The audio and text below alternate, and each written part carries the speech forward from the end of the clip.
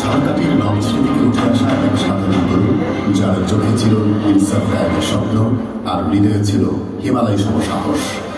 আজ তিনি কেবল একজন ব্যক্তি নন, বরং একটি প্রজন্মের বিপ্লবের নাম।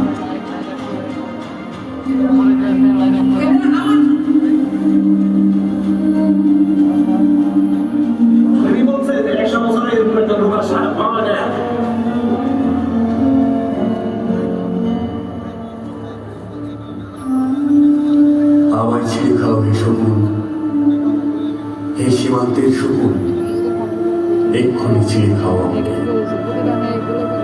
জুলাই আন্দোলনের আগে থেকেই ওসমান হাদি সীমান্ত শরীফ নামে ফ্যাসিবাদ ও ভারতীয় আধিপত্যবাদের বিরুদ্ধে সোচ্চার ছিলেন।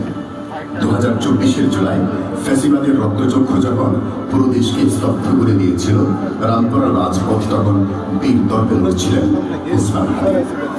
যখন সারা দেশে কারফিউ জারি হলো, হাদির নেতৃত্বেই সেই কারফিউ জোর করে রাজপথে নেমে আসে ছাত্র জনতা।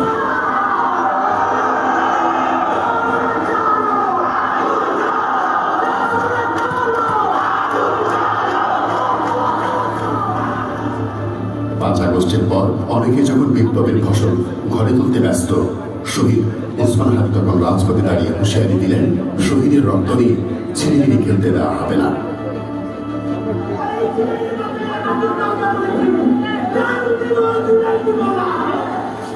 তিনি জানতেন লড়াইটা শুধু রাজনীতির নয়, সংস্কৃতিরও। তাই আধিপত্যবাদের শেকল ভাঙতে তিনি গড়ে তুললেন সাংস্কৃতিক প্ল্যাটফর্ম ইনকিলাব কালচারাল সেন্টার। আমাদের এই লড়াই যতটুকু রাজনৈতিক লড়াই, তার থেকে হাজার গুণ বেশি। শহীদ ওসমান হাদির এই তৎপরতা ছিল প্রথাগত রাজনীতির বাইরে। ঢাকা ৮ আসন থেকে যখন তিনি নির্বাচনের ঘোষণা দিলেন, তিনি প্রটোকল ভাঙলেন।